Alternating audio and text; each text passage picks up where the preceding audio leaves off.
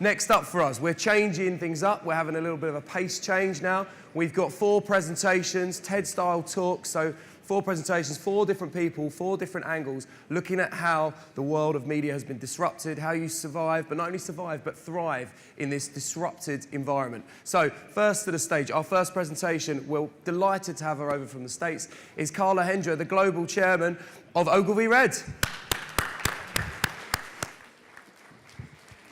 Thank you, Jeremy, very much. Everybody ready to demystify the New World Order? Not a small thing. I'm going to actually talk about what moves people and why in a post-disruption world, to make brands matter to people, we have to really understand how to do that. Who knew a year ago that these 2 events could happen? And even the Macron victory of Sunday is an example of a disruption of a long-standing political system. So geopolitically, economically, lots and lots of disruption, and the same is true of brands, marketing, and media. Over 25 years, we've seen technology completely change the way individuals connect with each other, the way they interact with each other, and really today, whether they even want to connect with our brands. So over that same period of time, behavioral scientists have cracked the code on what really, really moves people. And it comes down to some of the things we were just hearing about. The 150 or more documented cognitive biases that are going on in everyone's brain all day long, every day, at an unconscious level. And that makes it a really complex job to build brands today and to be successful in marketing. We have some new tools. That's what I'm going to talk about. So there's a million potential fragmented moments. Oh, sorry. Too fast, that a brand could undergo today.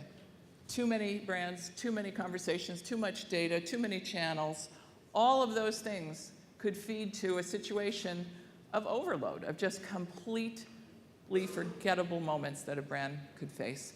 Or we could think of a new marketing equation, a new way to look at it. Now, if you read the press of the last couple of years, everything that we've always known about it's already dead. Advertising is dead, radio, television, even the new stuff is dead. So programmatic, content, innovation. Apparently, Uber is dead already. And of course, for about the 10th time, advertising is dead.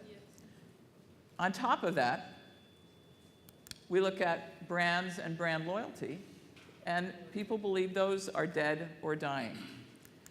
So why are we facing a world, a disrupted world, where the plays we've had forever in targeting, media, marketing, all of those plays don't work quite as well as they did? Well, our founder, David Ogilvy, said this 50 years ago. He was a pollster. People don't say what they think, and they don't do what they say. And if we can just internalize that and start to work with it, it will really help us. So here's the typical drill, as you all know, everybody in this room knows. We have all kinds of tools for getting to, a Caucasian, an American, a high frequency shopper, a frequent traveler, somebody who votes Republican. You can get all of the data you want. You can get geolocation data, mobile, social, to enhance a profile or a persona. And then we market brand X through channel Y or Z. And that's kind of been the recipe. But what behavioral science has taught us is that moving people actually means understanding the customer's worldview. How do they see the world? And not the world's view of them. Not the world's view of them from demographic buckets that we drop everybody into. So we've been working on how do we take all the great tools that we have, what people say, what people actually do. We can get that from RFM, from purchase data, shopping data, what they intend to do. We can get that from social behavioral analysis and predictive modeling. Keep all that, but add to it the incredible missing link, which is what do people think and feel? And what is in their heads and their hearts? And we can't get that by just asking people directly, because most decisions are made in a nanosecond through the unconscious, through all the biases that are at work. So how do we get to cognitive insights? And if we can put all of those together and build a new kind of profile, a new kind of persona, one that's a composite of all those, then we have the chance for a new marketing equation. And the thing we have to remember is that the most powerful forces are those cognitive biases. And there are so many of them that in every marketing challenge, every brand challenge, you have to figure out which ones are at play. And you have to do that with careful diagnosis and some tools. So I'm going to talk to you about two tools at a very high level. First one developed at Yale is the Cultural Cognition Grid. These are two actual representatives of segments in a financial services marketing sector where we have almost identical demographics here. We have women, entrepreneurs, same household income, urban, a lot of demographic data that's almost identical. But when we put them into the Cultural Cognition Grid, which looks at two things, hierarchical versus egalitarian on one axis, individualist versus communitarian. So on the left, you see somebody who's very top-down, very hierarchical, and an individualist, would have voted for Donald Trump. Simple way to think about it. On the other side, someone who's communitarian and egalitarian, and again, these are very similar demographic segments.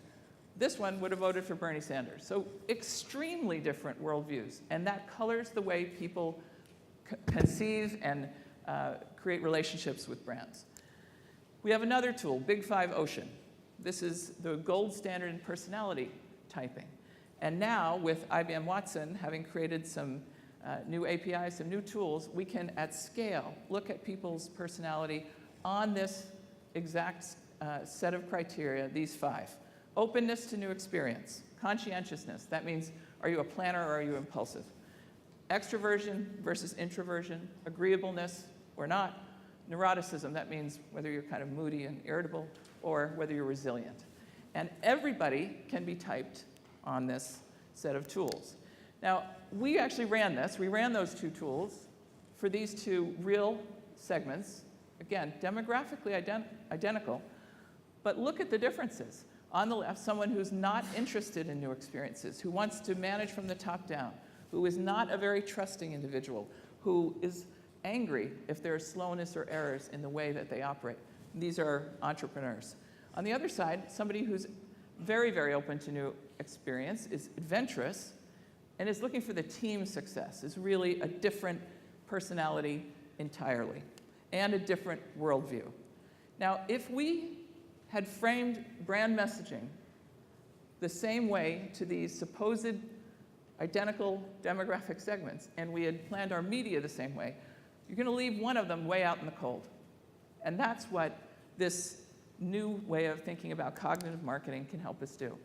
Now, it's not just a parlor trick that you do for one or two. You can do this at scale now because of the tools that have been developed. So we have diagnostic tools, scientists that can get to the behavioral insights, what cognitive biases are at work.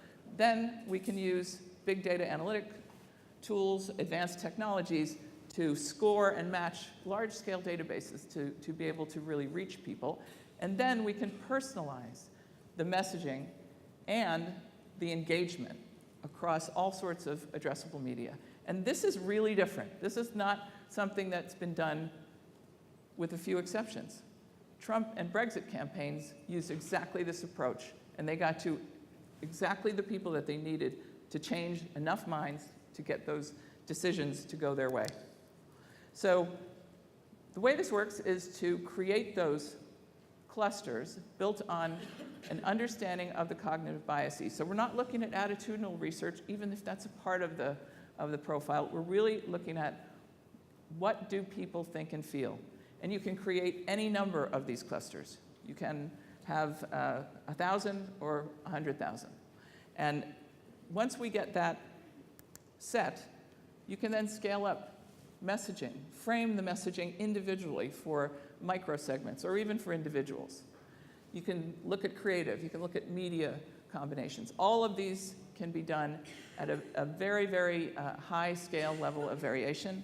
We can then test it out through personalized dynamic media and then get it right down to the addressable media stage.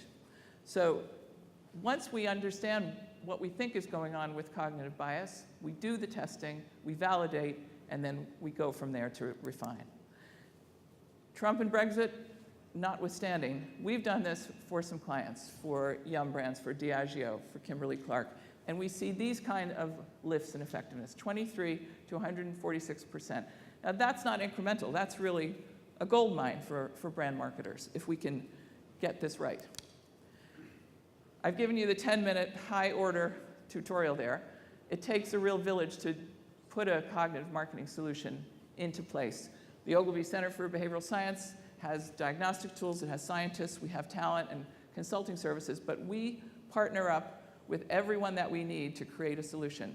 Kantar for research, GroupM for both media and for data platforms and for much of the analytic work, and even IBM Watson on the personality typing, et cetera.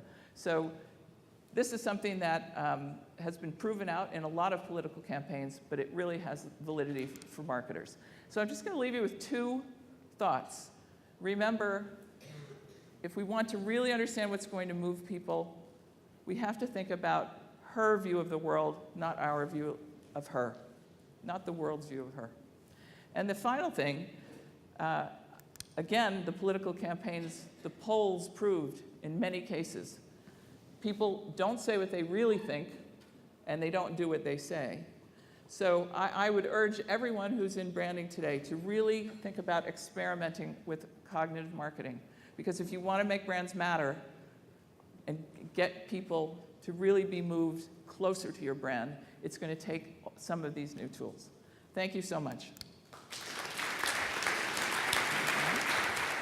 Thank you very much, Carla. Much appreciated. Please welcome to the stage Erik Kjaersgaard, the CEO of Blackwood 7.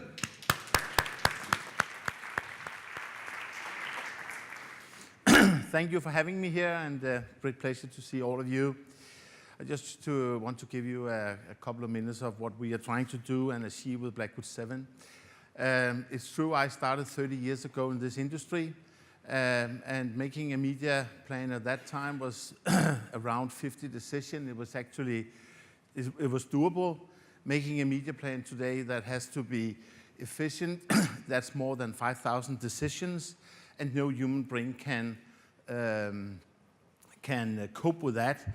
So we have set out on a journey where we are going to replace the existing media agency industry. I know it's a big things to say here, but Excel sheets and hot hands are actually not making the most efficient media plans in the future.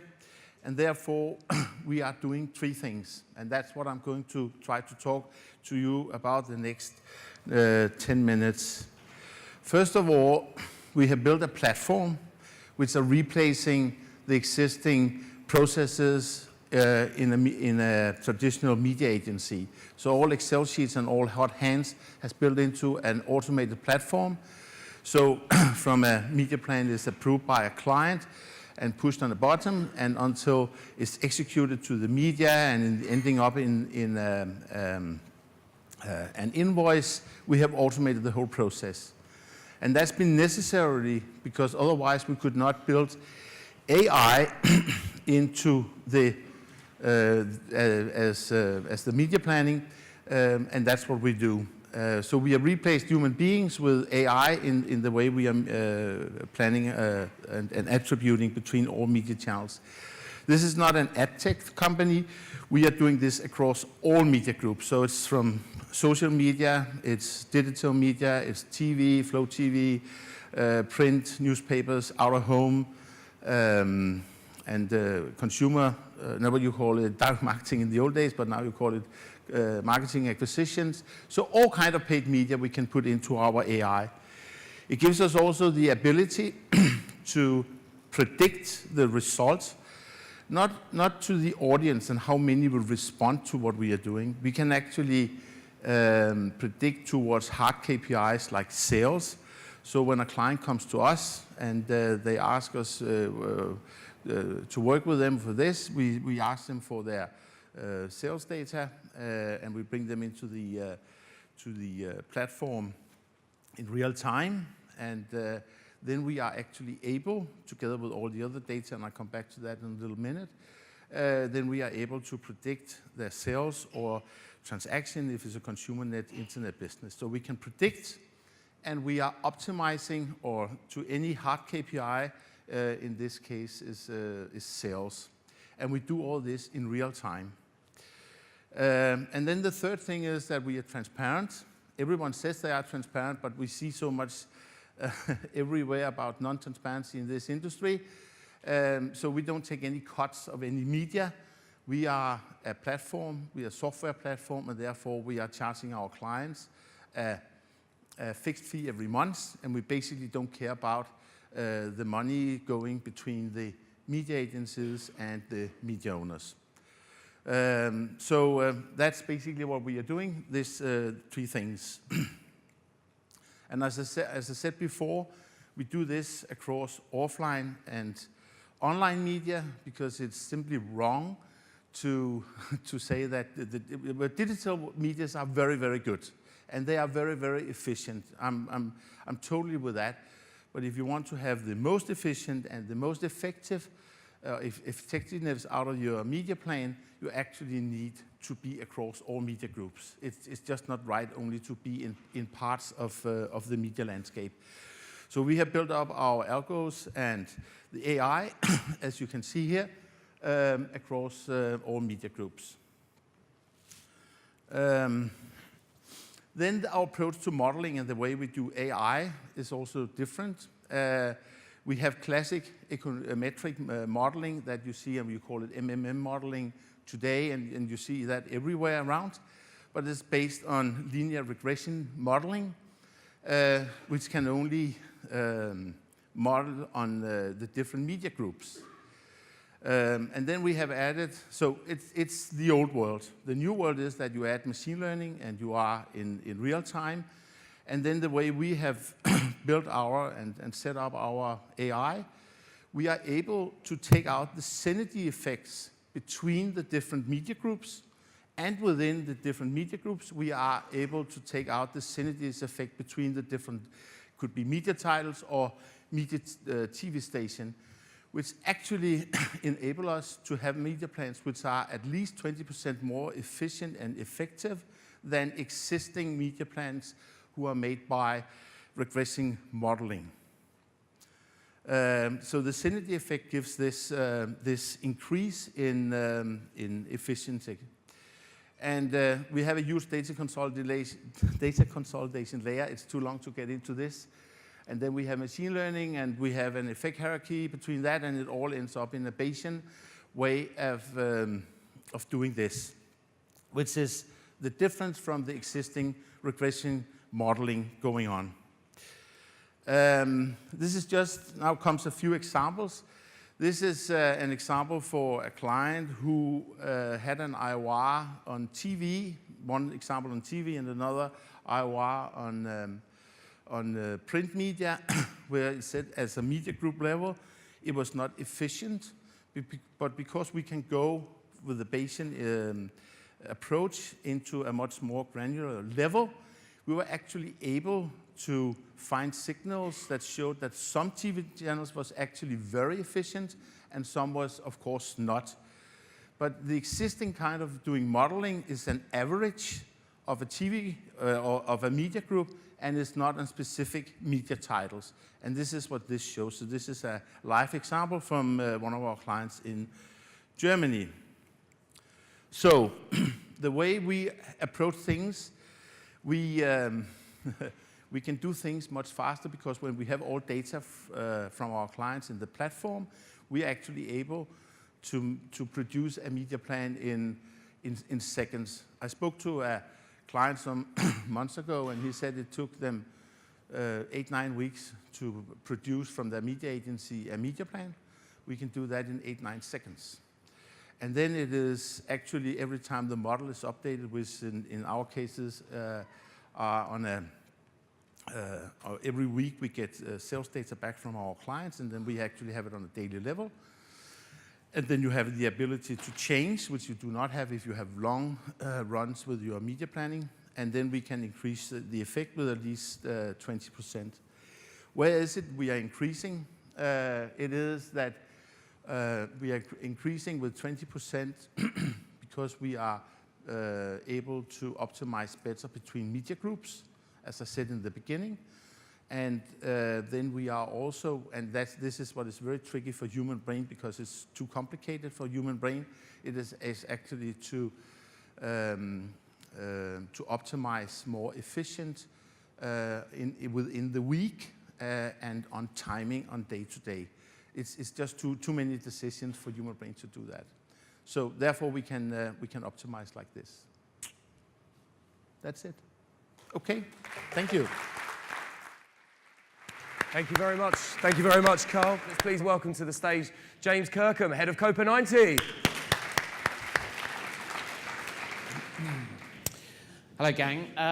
So this session actually is about does the content that you make live where your audience lives? Probably sounds quite an obvious question, something you normally think about in channel split, channel marketing. So hopefully I'm going to show you a little bit of a twist on it, and I'm going to talk about it in 10 minutes. Copa 90, who on earth we even are, with a definitive youth media brand for football. We describe ourselves as this, how football feels, because we think we do the kind of goosebumps on your arms or the hairs on the back of your neck, quite frankly, better than anyone. This business was built for the world that our audience inhabits. So 6.5 years ago, YouTube gave us a bundle of money to make a football channel on YouTube to do football without any football rights. Everyone kind of laughed, said, how are you going to build a football business without any rights?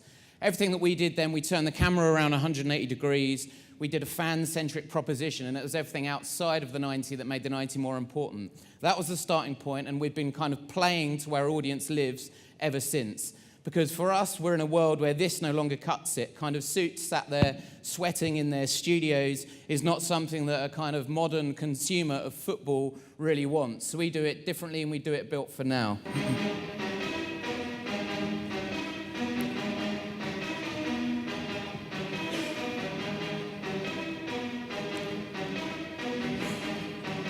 That's Channel 9, it's a regular TV channel. They want to talk to the RBB, the Active Supporters Wanderers. They're not talking. Guess who they're talking to? Copenhagen. Look at the suit, look at him walking off. Ah!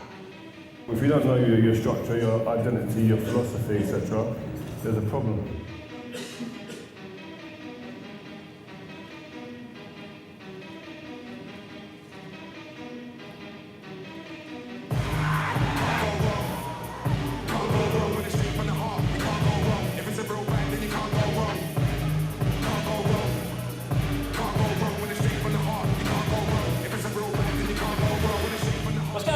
Hello, Copper fam. Yo, Copper fam. Welcome to my city. New Delhi. Toronto, Ontario. Kenya. Bogota, New York City.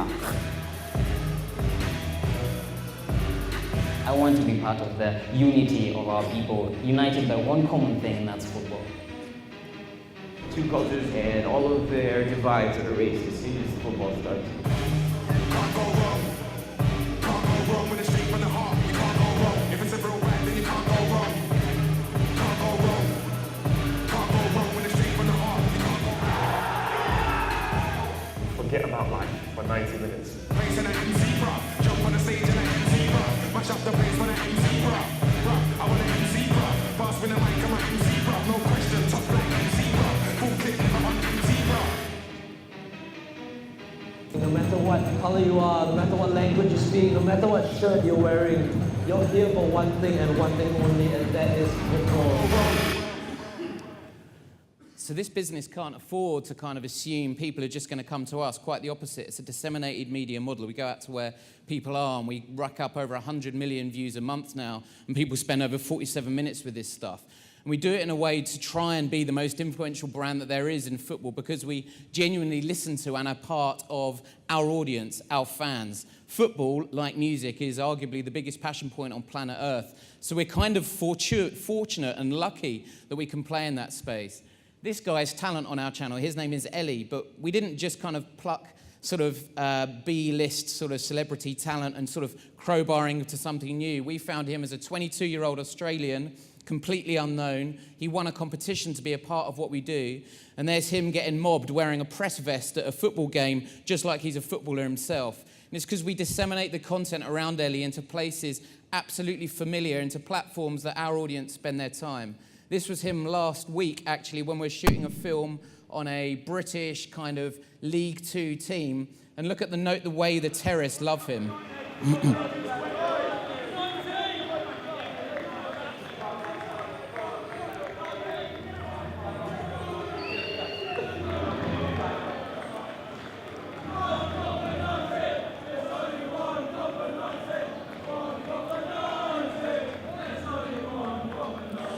So you absolutely have to be a part of their lives. But this isn't just a choice between Facebook and YouTube. You have to love where they live. You have to be a part of what they are. You have to almost be on the terraces with them, fueling their conversation and being a part of their kind of dialogue and acting in a way that they're familiar with. When we go out, and we did a recent kind of call out to our fans and said, show us football in your local areas, you had this most incredible series of football photography just given to us. So you get them to do the marketing for you. It's about spreading their enthusiasm and then playing it back to them through the very platform they're most familiar with, such as this was on Instagram.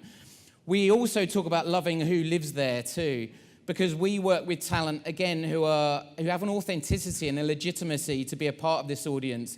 Guys from, for example, an urban grime scene in the UK who have legitimacy to go out and play kind of Skepta grime records to Neymar in Barcelona. There's a certain authenticity which is a world away from sports media of the last 50 years.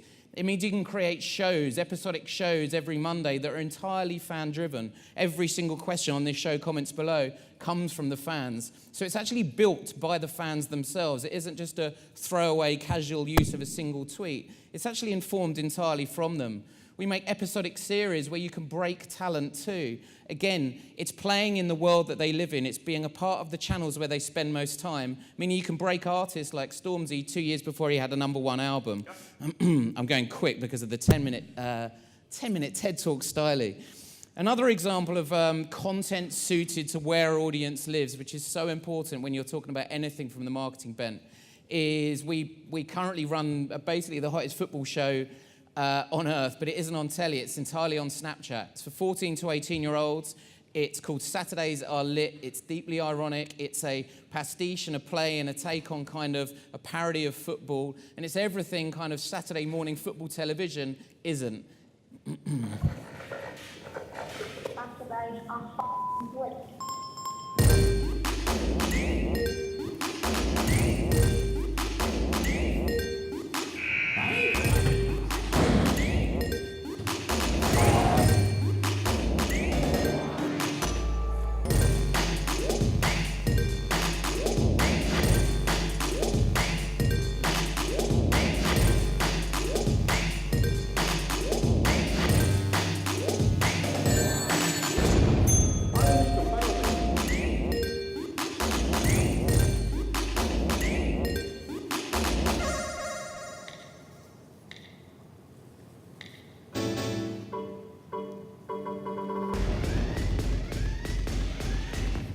So something like Saturdays Are Lit, again, is absolutely borrowing the language, the grammar, the visual vernacular of Snapchat, and as we call it there, we are living like them, and subsequently they'll live like you too. So with Saturdays Are Lit, a single tile of that show on Snapchat can get 500,000 shares in 1 week, which is insane kind of currency that you're suddenly dealing with because you're predicated on such enthusiasm from this kind of young audience. Now, football isn't all that. That's kind of an irreverent, nonsensical side.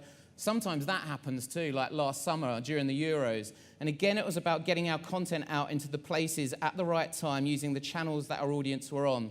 So we started sort of showing the reality of what went on in the Euros when so many wanted to concentrate on hooliganism and kind of the bad side of football. That actually only lasted about a day and a half.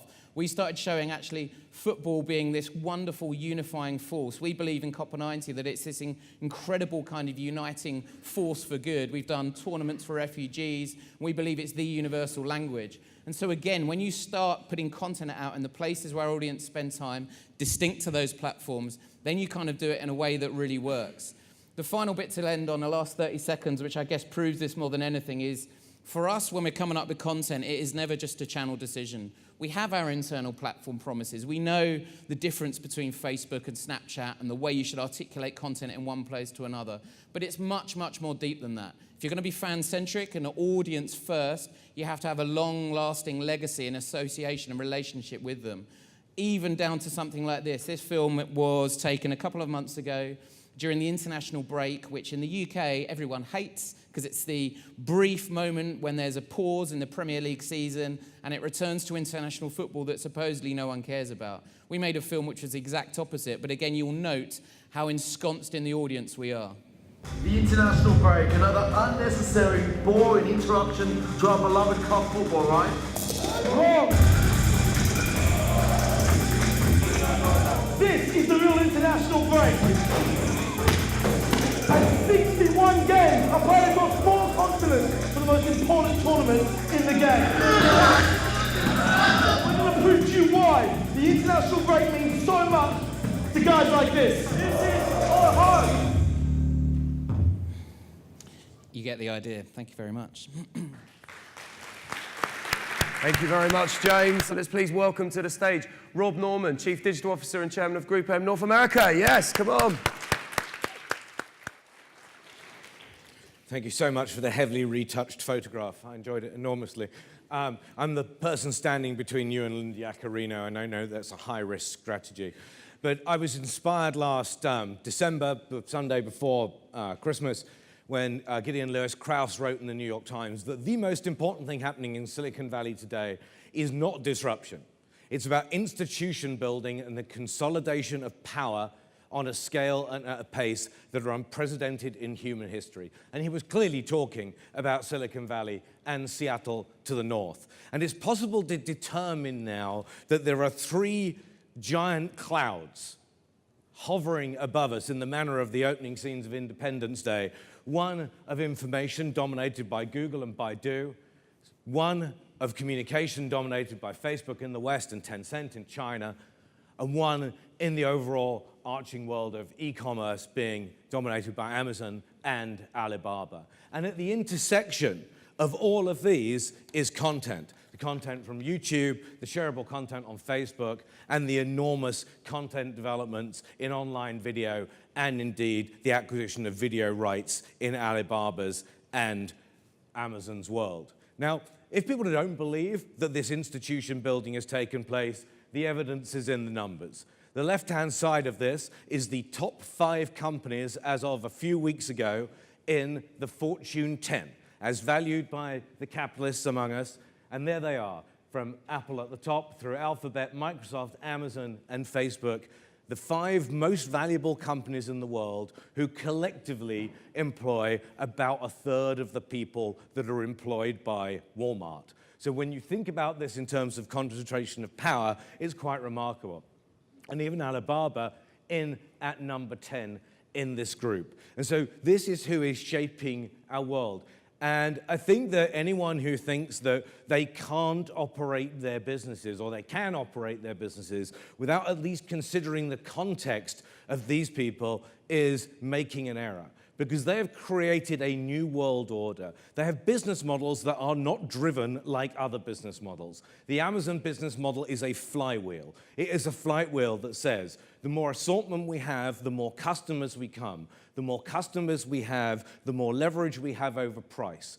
The more leverage we have over price, the more we sell, the more we optimize our logistics, the more assortment we have, the better price we get, the more customers we have. And so when Amazon decides to make a bid for whatever it was, the Thursday night games of the National Football League, and pays 4 times the price that Twitter paid for the same asset but 1 year ago, they did it not because they're interested in how many people watch the National Football League on Thursday nights, not because they wanted to sell advertising to us, but what they are interested in is that there are a bunch of football fans who, as yet, are not members of Amazon Prime. And if you disaggregate the world in one of those wonky ways and say that the United States of America is the world's largest single economic bloc, still, remarkably, that China is the 2nd largest economic bloc in the world, and by a nice bit of voodoo math, the 3rd largest economic bloc in the world is the membership of Amazon Prime. And so these flywheel business models have unlimited resources, and truly unlimited. They are playing on long game metrics and being valued in a different way from all the other businesses in the world. They have become irrational bidders in almost anything that we might want to do, and increasingly the gatekeepers of many, many transactions, an increasing number of them. So in all of our businesses, whether we're brands or agencies or media platforms, understanding them in the context of our own business is very important. Because what we've witnessed through all of this is the creation, clearly, destruction, and transfer of value in industry and society. And those institutions, the platform that Amazon creates for marketplaces, the platform that Facebook creates for new companies to go straight to the consumer, the platform that AdWords creates and YouTube creates for creators, for people to bypass markets we've understood, has actually created these new businesses themselves. They've been able to be very light on capital by leveraging their institutions, their infrastructure, their marketplaces, and their consumers. And there is no question that Airbnb wouldn't exist without this, that Bookings.com, who I believe is Google Search's largest client in the world, and Netflix, who I believe to be the Amazon Web Services' largest client in the world, wouldn't exist without them. And so we're seeing the destruction of many fixed capital businesses, in retail in particular, and those businesses being forced to either adapt, consolidate, or manage their own death and try and play catch up somehow to evolve their businesses before their doom. And equally, whilst that value is being destroyed, value is being transferred from everywhere else. And you only need to look at cord-cutting data, you only need to look at the development of fintech startups around the world, you only need to look at the development of niche online retail to understand that almost everyone else, through the enablement of the giant platforms, is having value transferred away from them.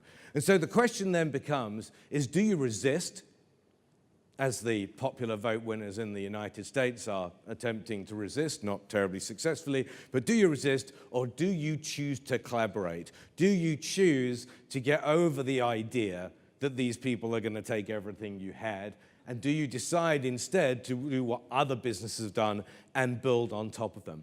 And if you're a corporation, these businesses are characterized by having unified P&Ls. They know how to allocate their resources. Many of our clients, and indeed ourselves, are still overly siloed in the way that we run our companies and think about our businesses and our people.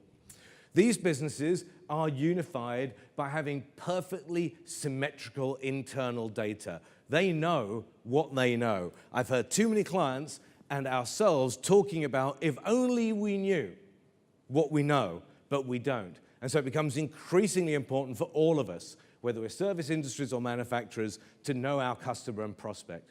We need to understand about our inventory. We need to make everything we do as open and accessible as it can be. There is no point trying to gatekeep.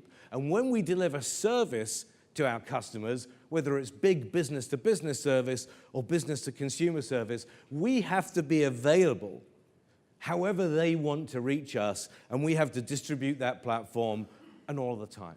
And when we think about communication, we don't just think about awareness and preference anymore, but we think very specifically about relevance, because relevance is what allows us to surface in the algorithms that drive Google's business, that drive Facebook and Instagram, and indeed drive the e-commerce platforms of Amazon or other. And when it comes to making stuff, there is no point putting new product development money into stuff that's just the same as everybody else has got. It is up to us to differentiate or die. I'm going to finish with this. There's two scenarios that I'm interested in. And my colleagues talk to me, what happens in a world when someone says to their Amazon Echo, Alexa, get me more total? And you think, that's great. Alexa just ordered me more total.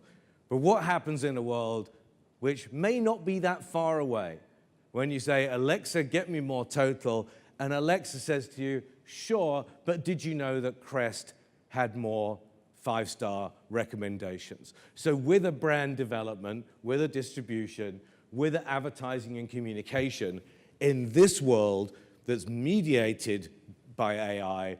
And so what of us? We are now, have called ourselves for a generation or two information workers.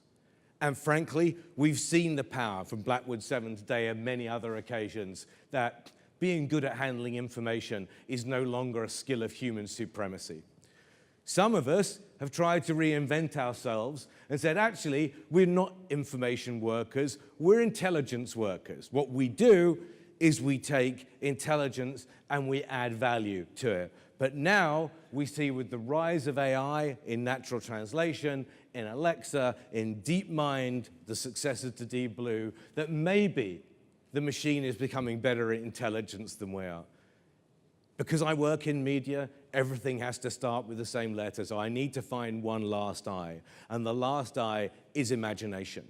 If I can't be an information worker and be the best at it, I can't be an intelligence worker and be at the best of it. The one thing I can do as a human, the one thing you can do, and the one thing all the people that work for you can do, is apply their imaginations. Humans are still really good at that. And imagination, laid on top of intelligence, laid on top of harmonious data, is the place to be. So let's take the opportunity and have a simple job. And what we do is we preserve the inertia. A really good word. Colgate Total has lots of inertia with consumers. So what we do is work to preserve the inertia of the things we own and the things we love and use all of the tools and the platforms to do it. And then use the same things to disrupt the inertia of our competition and unleash our imaginations on the way. Thank you.